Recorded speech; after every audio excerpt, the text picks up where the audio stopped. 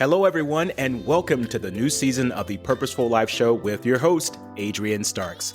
I'm excited to share some new updates of the show with you, starting with a new look, sound, and energy, as well as a variety of guests coming aboard with intriguing topics of conversation.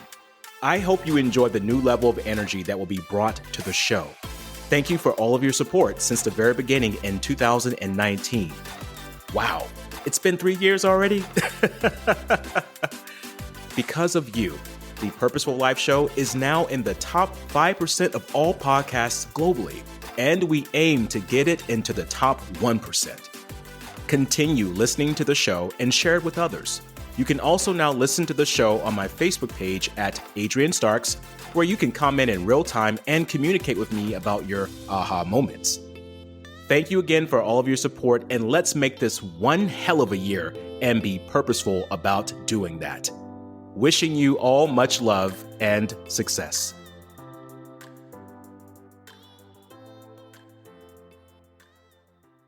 Success never happens overnight, even when it may appear to be so.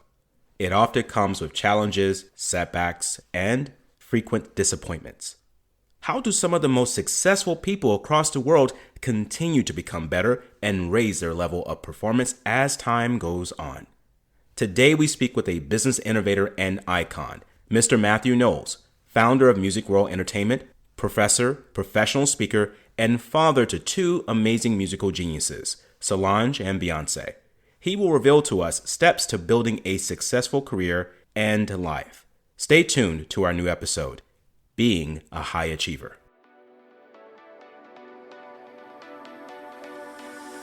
Hi, my name is Adrian Starks, and welcome to the Purposeful Life Show on the Champion Up Podcast. This podcast is for the courageous creators wanting to create a life of meaning, adventure, and fulfillment, all while helping to make the world a better place. I'm happy you're here, and if you're new to our show, make sure to give us that 5-star rating and subscribe so you don't miss out on future episodes. Also, connect with us on Facebook and Instagram at Champion Up. It is always that one idea that could be your breakthrough. It's time to step into your courage and believe the champion in you.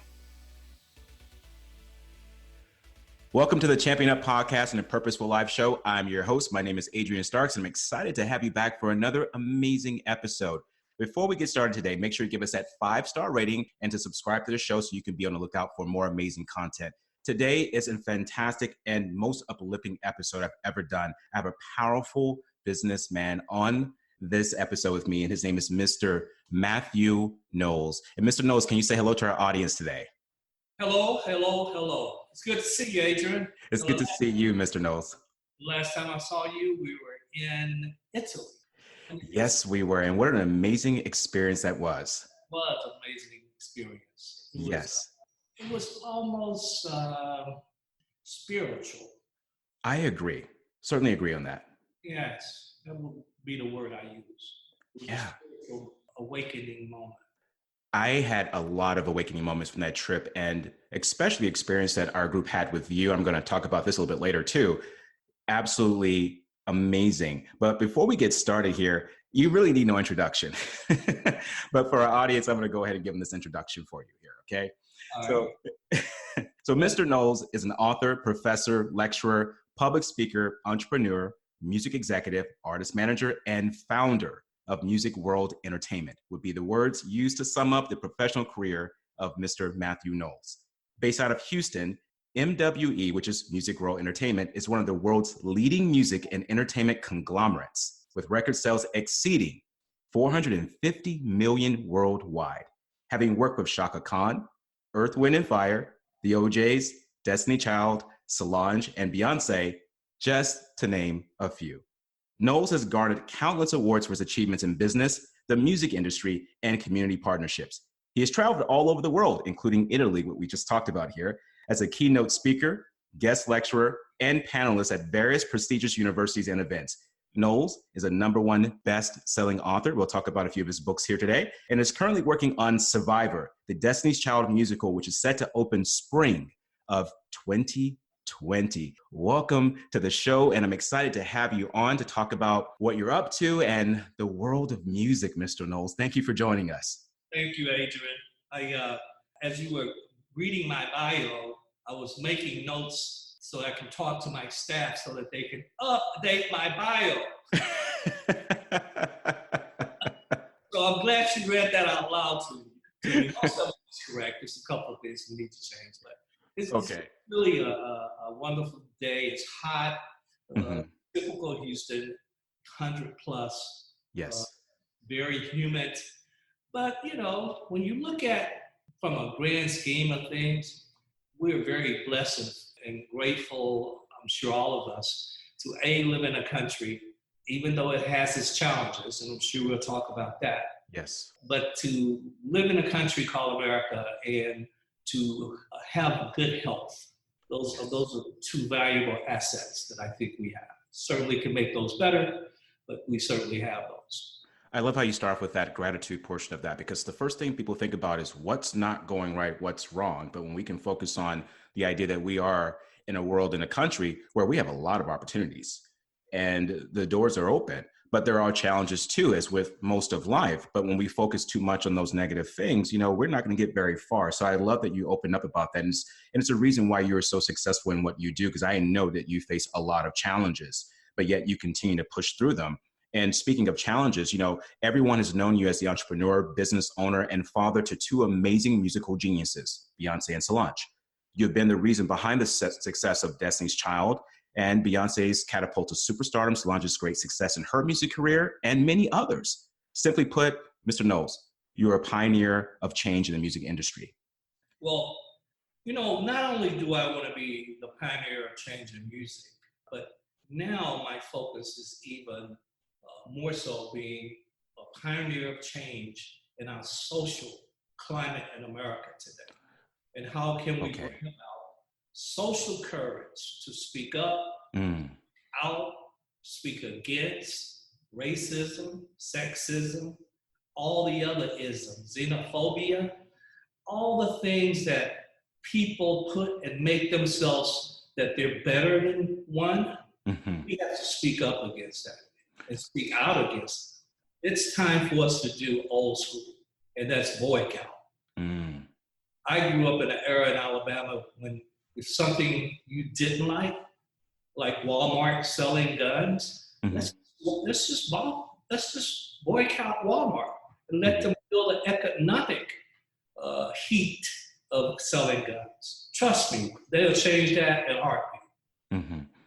I love that you're saying about social courage. And that is something that is missing in today's society. People being unwilling to speak up and to take action after speaking up. And this social courage area is definitely needed. And I appreciate you for bringing that up. And speaking of courage, I had the opportunity of reading your books. And by the way, Mr. Knowles has amazing books. He's a #1 bestselling author, obviously.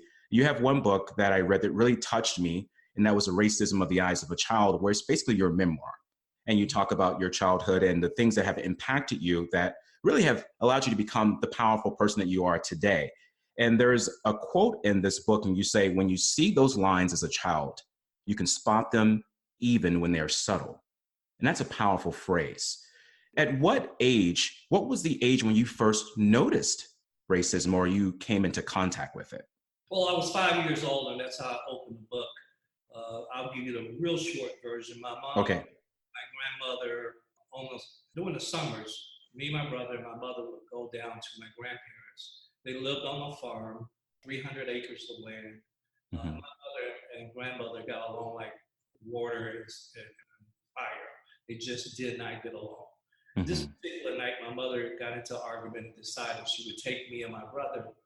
We were going to walk a mile to the nearest relatives. And on the way from the dirt road of our house where my grandparents lived to the main highway, we're walking. That's nothing but the moon. There's no lights on the freeway, on the highway. It's in the country, in a rural part of Alabama. And we began to see these lights, begin to hear these horns. They got brighter and louder, till the point my mother grabbed our hands and said we needed to get off the road quickly and in the bushes. And then she got on top of me. I'm asking why, because I'm 5 years old and I don't understand. I start crying. She tells me to be quiet. She starts praying. Then she tells my older brother, if anything happened, take your brother, go up under that barbed wire fence and just run as fast as you Eventually, the lights and horns passed us by. Then finally, my mother felt safe, and we got out of the bushes and out of the woods, back onto the highway. And there were all of these flags littering the highway, and they were KKK flags. We had experienced a KKK rally. Who would have known, had they seen this mother and her two sons, what would have happened to us? And that's when I realized and asked the question, why? And that's when I understand there's hatred and evil in the world. So that was the beginning for me. And that's a highly impactful beginning for anybody at that age. I can only imagine how that felt. And you also talk about, the ugly parts of this portion of racism doing discernible damage to many of us, including you. And I remember you discussing you have actually remnants of that of 1963. There's a cattle prod burn on your arm as a memento of its lasting effects and impacts. And the reason why I bring this up is because people always see people such as yourself as very successful and that you've got to this point, but they don't realize the backstory of what happened before that allowed you to build this resilience to get to where you are today so that you can help others build that same kind of resilience. And the other side of this quote is that you said that yet it also formed us or formed you into fighters and against odds achievers.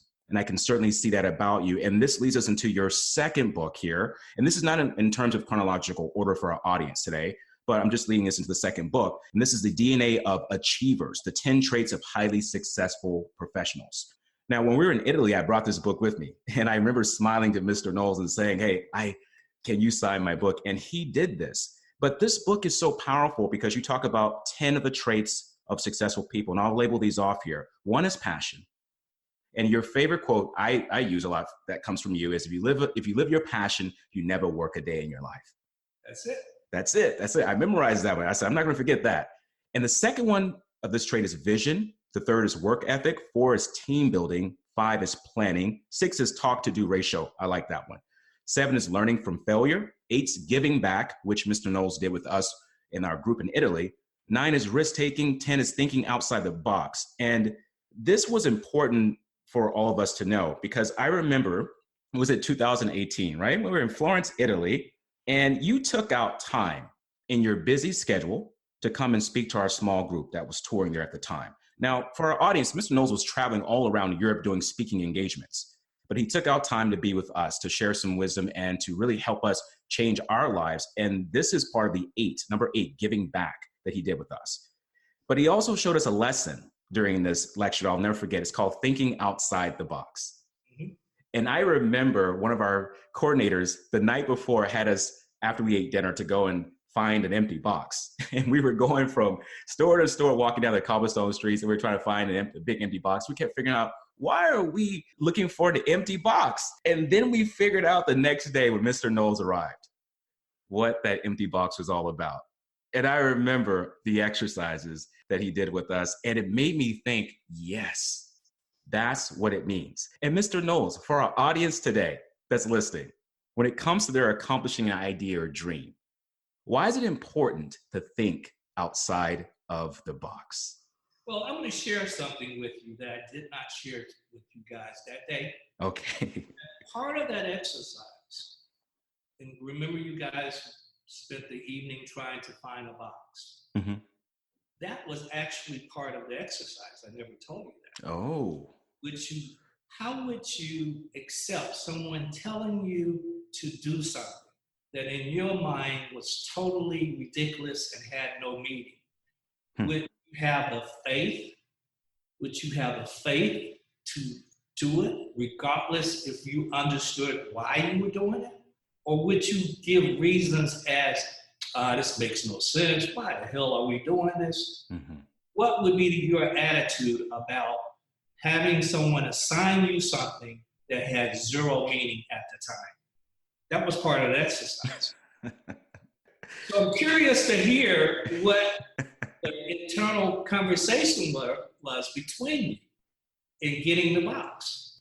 Well, the internal conversation, I know for me, was that, what does this have to do with anything that we're doing tomorrow? I mean, why do we need a box? And then I was thinking, what are we going to do with it when we get the box? So all these questions kept popping up in my head. And I'm like, I don't understand this. Maybe, our coordinator got it wrong. Maybe there was something else that we needed to get. Maybe there's something that we need to put in the box. So I was asking that question, what do we need to put in it? They're like, no, we just need an empty box. But do you see how often in life and daily we share that kind of belief system? I can see that, yeah. Why am I doing this? Mm-hmm. Does this even have relevance? Mm-hmm. That's so true. Yeah, it certainly had relevance. I mean, I can tell you to this day, I'm still thinking in that term. Not thinking in the box, but I'm definitely thinking outside of it. Because the importance of that's my favorite trait, by the way, is because, as you know, I always ask one person to get in the box. Mm-hmm.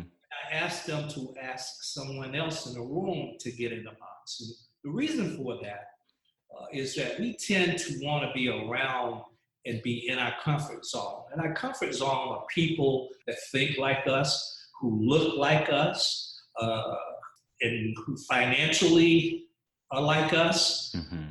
That's typically our comfort zone. So I asked one of you to get in the box, and then I asked you to ask someone else to get in the box. And then I asked you, well, why did you pick that person? Because if you're negative, then you're going to pick a negative person to be in the box with you.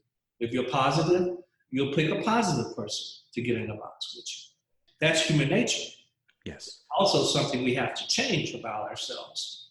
And then the question that I asked is, I walked around you and I said, walk around this box.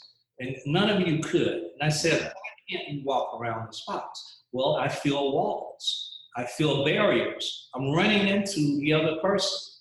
Mm-hmm. And often in life, because we do live inside of a box, and I call that box-in thinking. Box-in thinking. Most of the world, we're box-in thinkers because we have been conditioned by our parents, by our teachers, by our society, by our friends, that what we can and can't do. You can't be successful, Adrian, because you're a Black man. You can't be successful because you're a poor female or because you're a female. You can't be successful because you're gay. You can't, all these reasons of hearing those words like some parents, you'll never be worth anything. We are poor. Why do you think you can go to college? Be crazy? Go and get a job, working on cars. We have been conditioned since childhood to be box-in thinkers. And that's why we have others that are box-in thinkers. But when we change that conditioning, when it changes, it allows you to step out of the box and it allows you to walk around the box for the first time with no walls. And that's what box-in thinking is about, letting you understand why you answer and why you react and why you do certain things, because you've been conditioned to do that. Powerful. That think in boxing perspective that people have. And to our audience today, who are you thinking inside the box with? Who you have in a box with is keeping you in the box. And why are you not thinking outside of it? That's where success is, outside of the box. And I know it's uncomfortable, but like Mr. Knowles said, the uncomfortable parts, you got to get outside that box. And if you're going to get anywhere further or grow, and to stop using excuses, stop it. Well, Mr. Knowles, yeah. You can't change without it being uncomfortable. You can't change. That's right. That's part of being uncomfortable, of actually succeeding and changing. You've got to go through a period of not being comfortable. I love that. Got to go through a period of not being comfortable. Truly amazing. So, Mr. Knowles, did you have to think outside the box for your career when you went into the music industry and you decided that I'm going to come into this industry and I'm going to not just be successful, I'm going to create different pathways? I did think that way. And I thought that way because I had experienced it in corporate America. I did 20 years in corporate America. And my last 5 years was a transition period. Okay. And I talk about that because a lot of people are like, well, I want to change my passion. I want to change my career path. And they make a mistake and they do it overnight rather than transition. But I transitioned to my music career. But 20 years of my music career, I still look back and pinch myself because it wasn't the typical. It followed my childhood. 1976, I got a job with Xerox. Xerox was noted as the #1 company for Blacks to work in America. Mm-hmm. Xerox was noted for selling copiers, but I only sold copiers for a year. I got an uber promotion into the medical division, selling zero radiography for breast cancer. Was fortunate to be the #1 sales rep worldwide 3 out of 4 years. Amazing. I worked at Xerox until they closed that medical division in '88. And because of my success, I had a lot of headhunters in the music industry calling.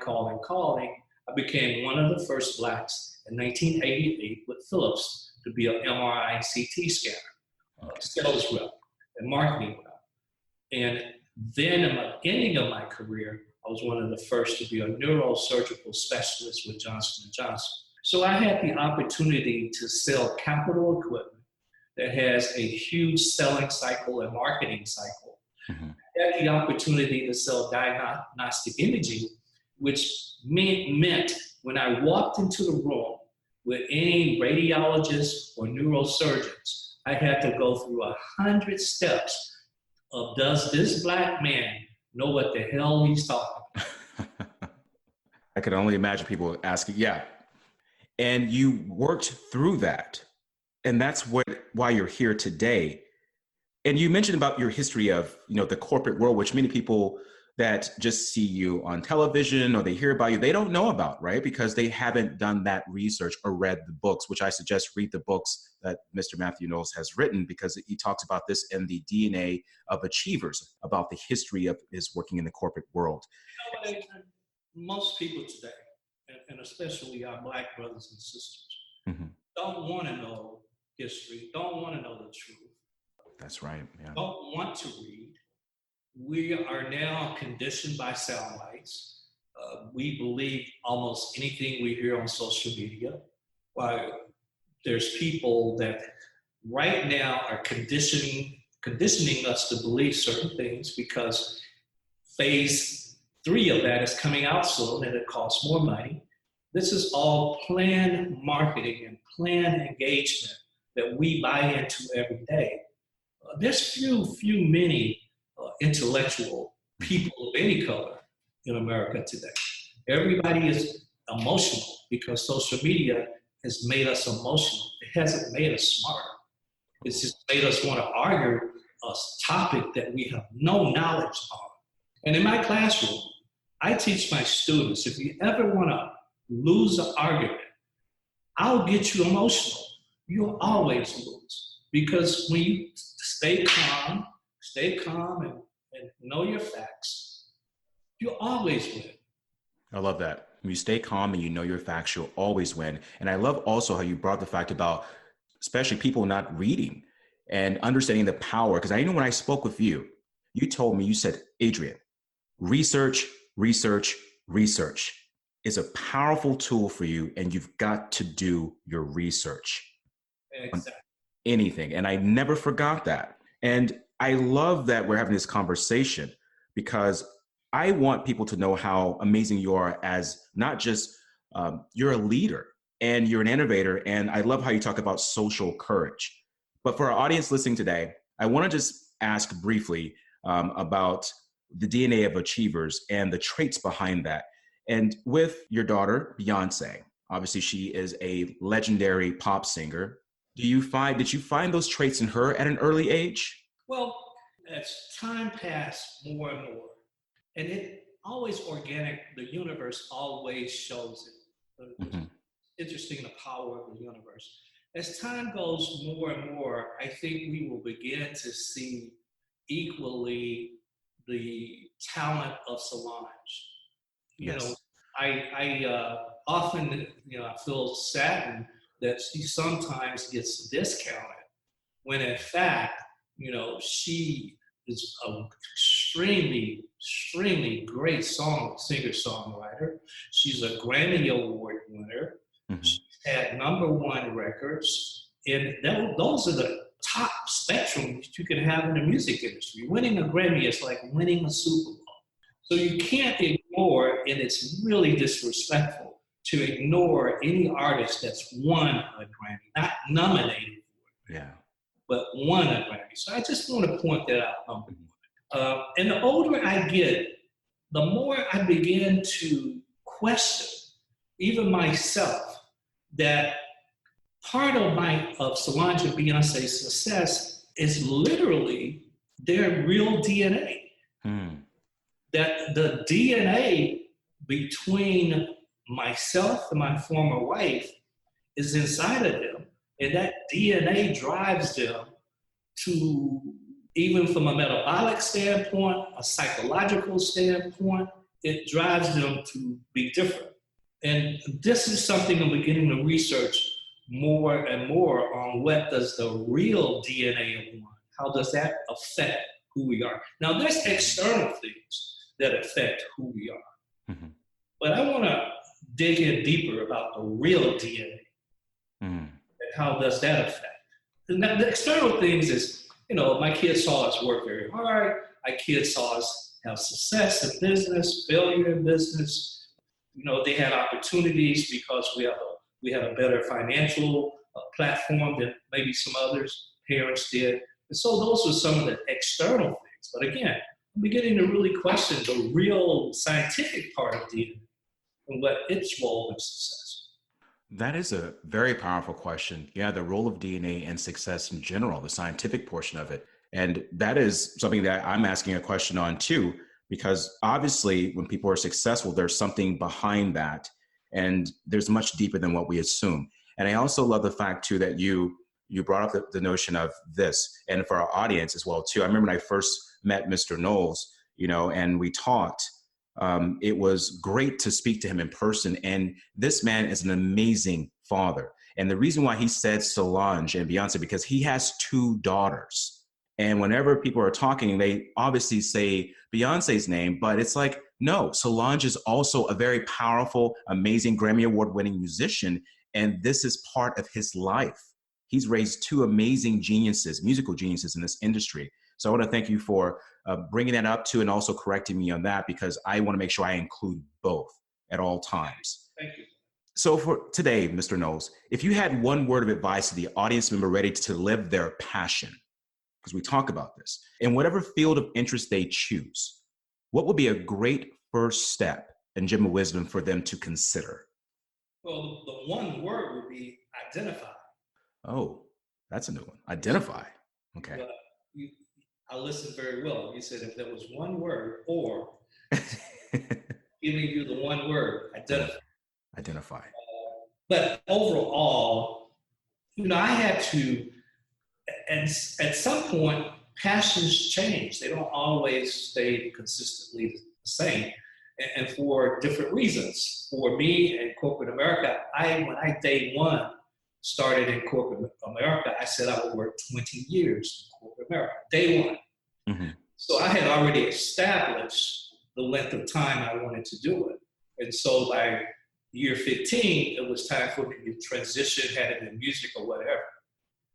For me, passion is what you wake up in the morning and you're excited about. You go to bed at night, you're excited about.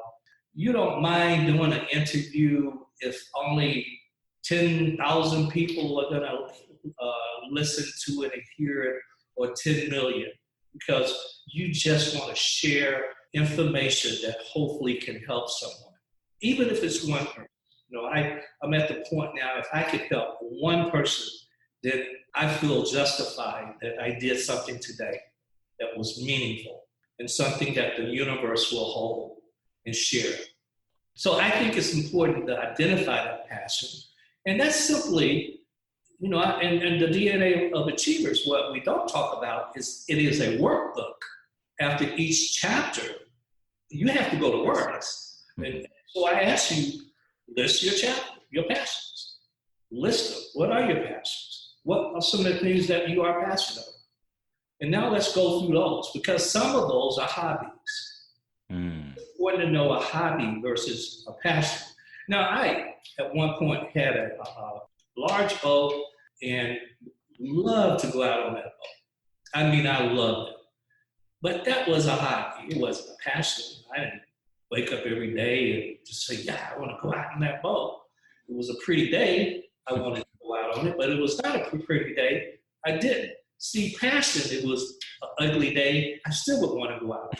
I love that analogy. I like to make it simple so you can understand. It was a bad rainy day. If I was passionate about boating, I would still want to go. I would probably want to go more because it'd be a different experience. I would want to experience what is a bad rainy day like. Does that make sense? That makes sense. That's true passion. And it makes me think too, when I wake up some days and I'm just like, no, where is your passion? And this is what is important to understand, everyone listening, about success, because success is a journey and you got to know what your passions are along this journey. And speaking of journey, Mr. Knowles, what has been one of your most difficult challenges along your journey to success? I know you're still on it because you're still growing, you're still achieving, but what has been one of your challenges? Well, challenge for me is change. The world is changing, technology is changing, and staying up and with that change. The challenge for me is in the current environment that we live in. I see racism growing at a height that I never thought I would see after having President Obama. I see now a backlash from that. One of my biggest challenges is that, the world is changing and the world would not look like it looked in 10 more years. And I think when you look at a snapshot of what the US Senate looks like, you see a photo of white men, average age 75. Is that really what America looks like? And why is there now this anger and hatred towards people brown color? Why is that? And why is that? Yeah. Is it because you are frightened that your majority role and status is changing? Because yes, it is. Why is that? Why is it that whenever you think of Africa or Haiti, you look down on those countries, not understand the tremendous resources that those countries have? Or is it a GI trick that you do know that it's resources and you're trying to gentrify those countries so that you can take advantage of the resources? Is it that?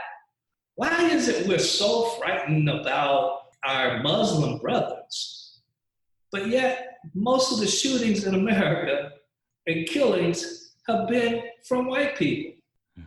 So it's very clear when we see all of our young Black men that have been killed simply by a police stop. Simply by a police stop.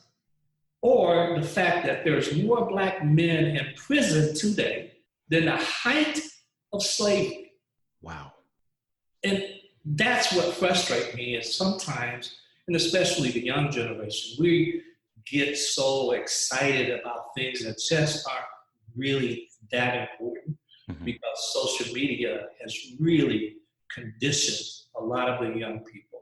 I agree with you on that. They certainly have, and they've conditioned but distracted them from really seeing what's important to place their attention on. And I just had this conversation with someone the other day, Mr. Knowles, about this regarding that. Like, there's the incarceration of Black men in America. And there was a recent shooting that happened. And they said on the news report, and this is done by a white man, a mass shooting, that he was safely captured. And I told someone, safely captured? Safely? Yeah. There's people getting shot that don't even have guns in their hand. And this guy got safely captured. So that is a rising concern. And I'm glad you brought that up because that's a challenge. And for the younger generation listening here, that Mr. Knowles has seen the transitions of time. And when we see people like him that are continually striving to grow and to expand and teach us, we got to listen and stop listening to the people who are not doing the things that are constructive for our environments, for our communities, and for our world. So thank you, Mr. Knowles, for being this powerful businessman, Black man, that's willing to step up and say what needs to be said because it counts. It's important. Thank you for that. And the economic part of it counts as equally as much, that we learn to be better entrepreneurs. Yes. That we learn to have a part of capitalism as part of us as well, and not see it as a negative. Those that have money in America, they live a different life. Certainly do. Our white counterparts, when they want to start a new business, they don't fill out a credit report. No one asks them, what I want to get the credit report of your grandmother and your mother. They don't ask. They just want a business plan and some references. It's not about a credit report. We got to understand that we have to be the consumption of wealth. And how do we learn to have generations of wealth? It's a whole lot of things. And, one of the things, I want to transition into something that, if you don't mind, I don't mind. Leave with your audience. I just recently was announced 2 weeks ago. There's a company called Bungie, but it's spelled B-A-N-G-I, Bungie, that I'm now the chief marketing officer.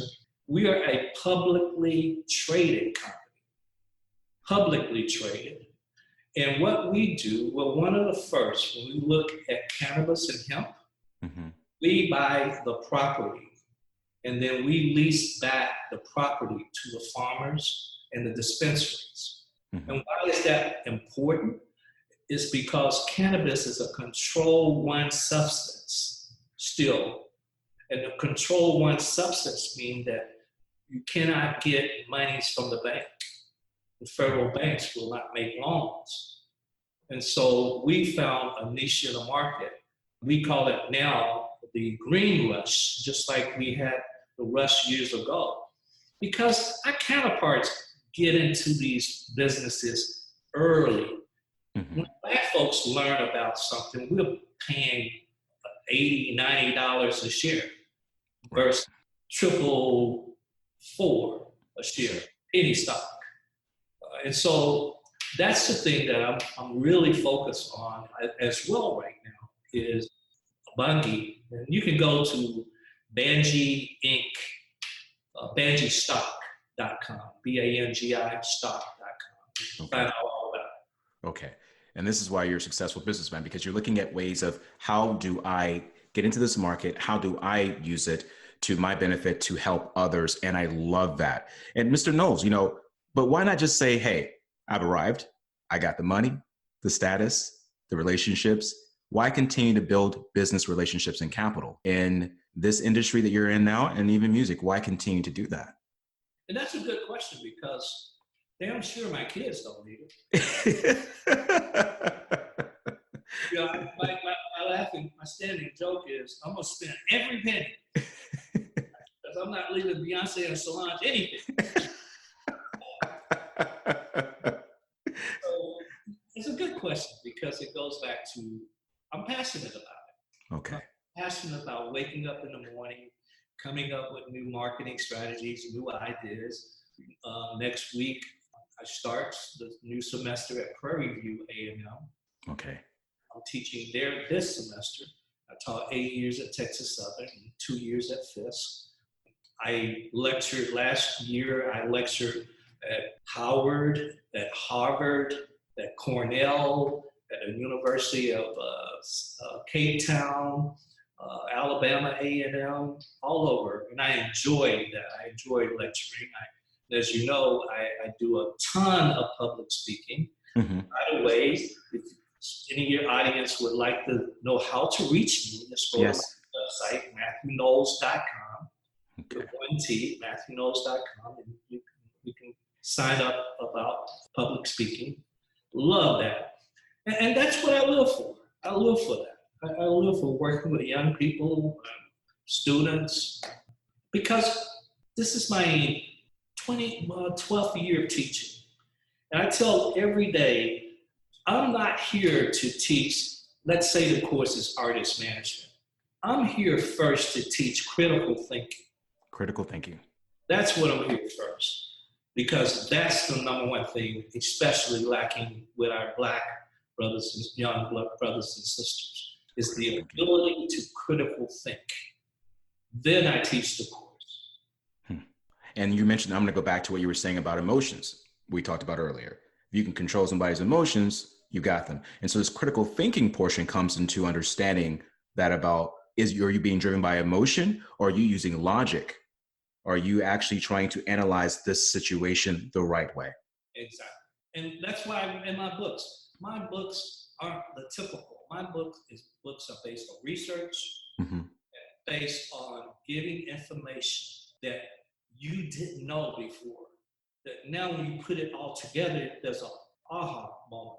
Like, for example, in the emancipation of slaves through music. Yes. I'm older, but you might have gone to some old Southern churches where people, when they get out, in the church and they want to go out to use the bathroom, something, they raise their finger up. You ever seen that? I've seen that. So in Emancipation of Slaves Through Music, I go and I go back to the years of slavery and what music meant to the slaves and how they survived through that. Mm-hmm. When they were in the church, and by the way, the slave master used the church against the slaves because he made them think that if they didn't do what the slave master would want, they were really sinning against God. But here, the slaves, if they went out of the church during the church session, mm-hmm.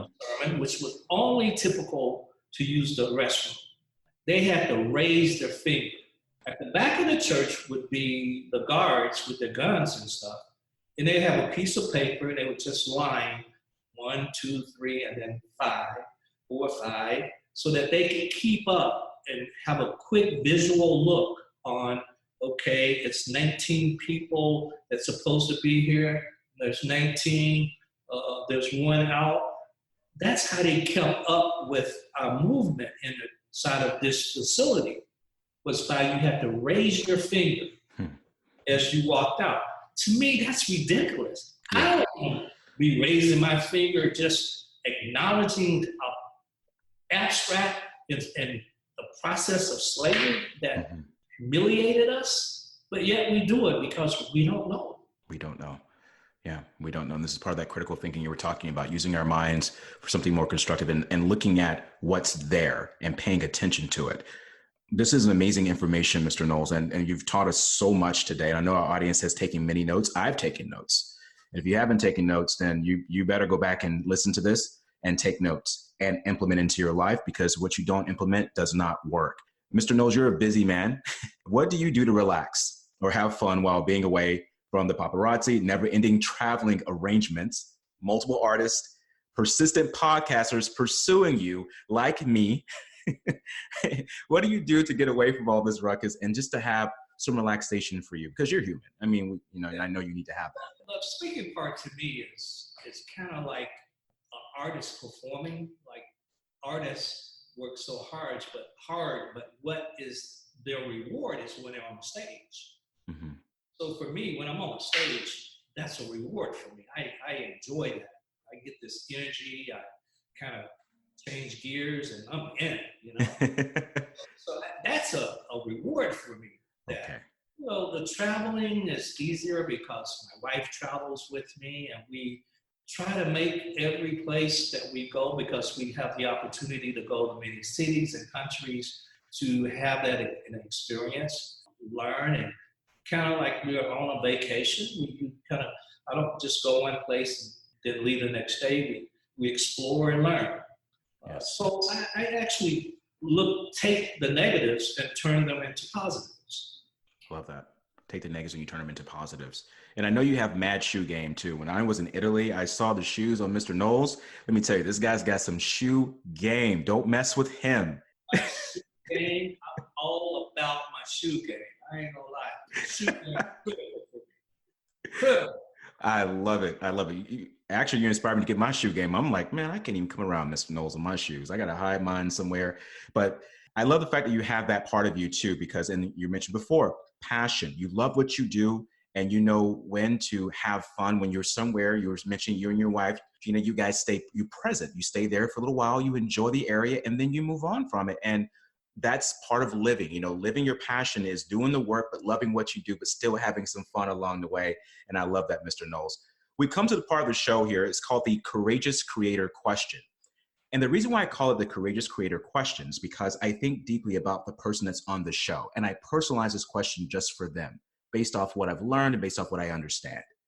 And for you today, the question I have is, what does it mean to live your passion? What it means for me, and I'm smiling. I'm smiling because I say gratified and blessed that when I wake up, I don't have to do anything. I only do what I want to do. Mm. That is and I don't say that with arrogance. That's why I say I'm blessed. If I don't want to do something, I don't do it. I'm at a part of my life that I have the financial support that I can just say, no, I don't want to do that. And instead, I'll do what I like. And what I like will be my passion. I love that. Do what you like. I love that. That's passion for you, ladies and gentlemen. And not having to do something.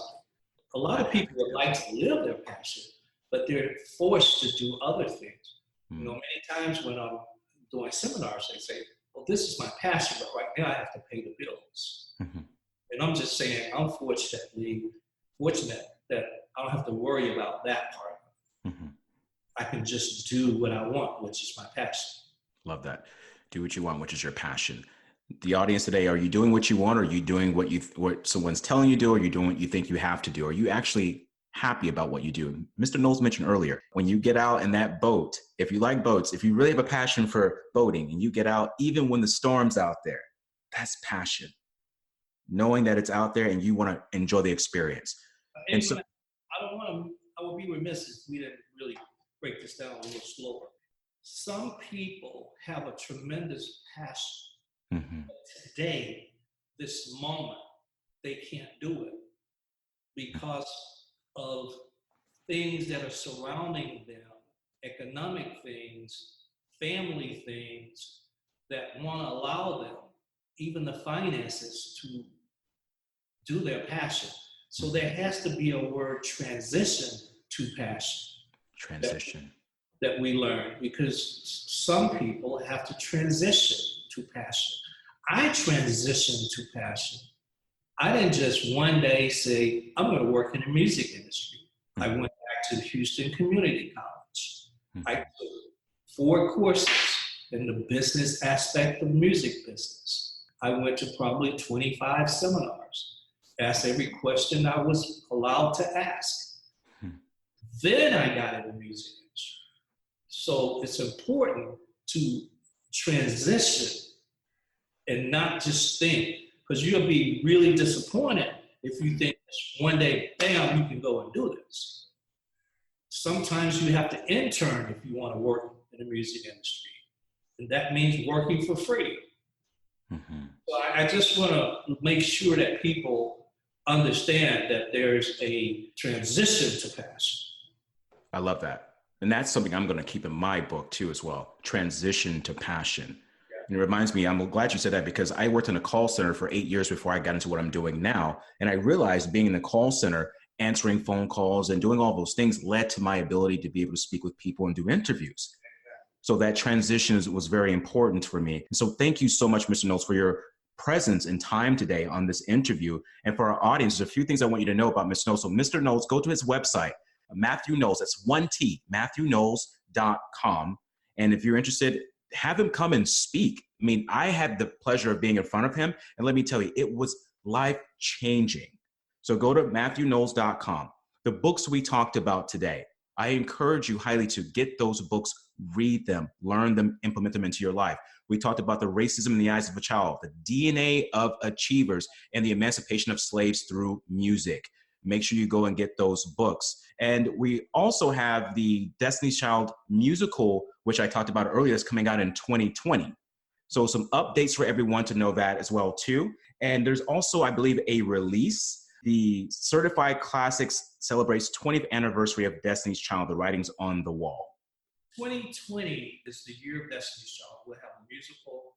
Yes. First unreleased album that they recorded in 1992. And we will have Destiny's Child merchandise that are released.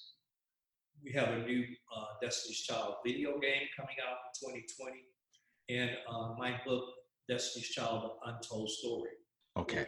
In 2020. So 2020 is the year of Destiny's Child. Perfect.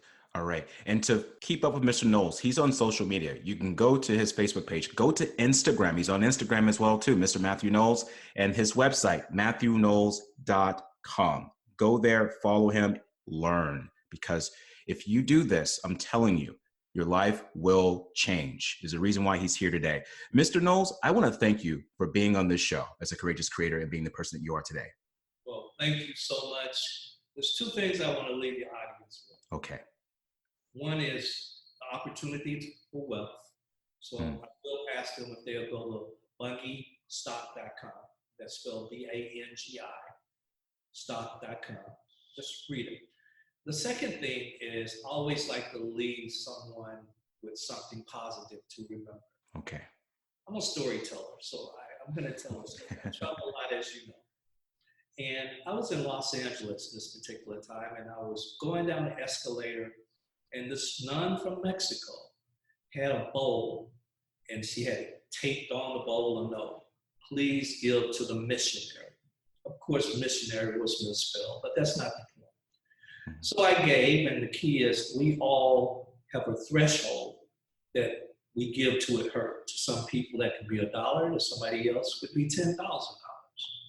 But I gave with what my threshold was. And she gave me, this nun, a card. And I have a really bad habit of not reading the back of the card and put it in a couple pair of blue jeans and changing. And then one day I read the back of the card. That's what I want to leave your listeners with. Mm-hmm. It said, "Pray not for a life free from trouble. Pray for triumph over trouble. For what you call adversity, God in the universe calls opportunity." You know, we often pray that no bad stuff happens. That's not realistic. Mm-hmm. Pray for when it does happen, you're prepared. Pray for when it does happen, that you see inside of it an opportunity to even be better. Powerful. You see in it an opportunity to be better. There we have it, ladies and gentlemen, Mr. Mathew Knowles. And I encourage you all to listen to this as much as possible, to go to MathewKnowles.com and to read the books, support. But until then, I encourage you all to be that courageous creator in your life. This is the Purposeful Life Show and the Champion Up Podcast with myself, Adrian Starks, and thank you for listening. If you've enjoyed our podcast today, don't forget to give us that 5-star rating and subscribe to the show so you don't miss out on the powerful life-changing content on future episodes. Also, make sure to go to championup.net for even more life-changing content. Until then, I encourage you to be the courageous creator in your life.